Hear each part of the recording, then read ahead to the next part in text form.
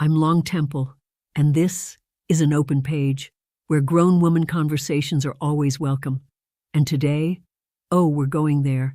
Can we talk about intimacy after 50?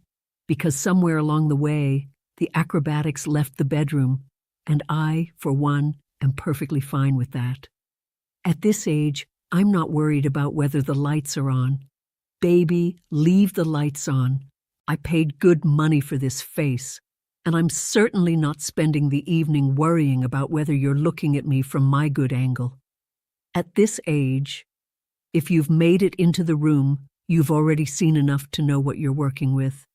Now, there may be a few other considerations, like whether somebody remembered to take their medication, whether that medication should have been taken before dinner, after dinner, or apparently 3 hours before we ever made these plans. And then there are the truly important decisions. Ladies, is this a bonnet situation? Do I leave it on? Do I take it off? And if I'm wearing a wig, well, now we're having an entirely different conversation. Because I need to know what kind of evening we're planning before I start dismantling things.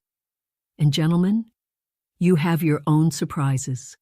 Because heaven help me if we're having a beautiful romantic moment and you suddenly reach for your teeth. Oh, goodness. I don't know if I'm mature enough for that yet. But you know what? There is nothing sexier than two grown people sitting together with a hot cup of joe, trying to figure all of this out. Do we need the medication? Is the bonnet staying? Are the teeth staying? Are we staying up? Or are we going to sleep? Because listen, coffee first, decisions second.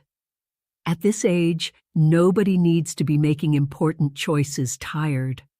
But underneath all of that laughter, there's something beautiful about intimacy later in life. The performance starts disappearing. You aren't trying quite so hard to impress somebody. You're certainly not twisting yourself into positions that may require medical attention tomorrow morning. You're laughing. You're communicating. You're comfortable enough to say what you like and grown enough to say what you don't. Because intimacy isn't about proving that you can still do everything you did at 25. Sometimes it's about realizing you don't want to. You want connection. You want tenderness. You want laughter. You want chemistry. And you want somebody who makes you feel desirable without making you feel like you have something to prove. And if something creaks, well, we'll just assume it was the bed. So tell me, what's the biggest difference you've noticed about intimacy as you've gotten older? Keep it classy in my comments, beautiful people. But you can absolutely make me laugh.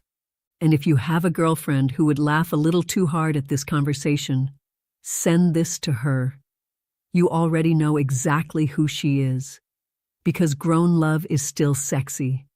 We've just learned to stretch first, and apparently, put the coffee on.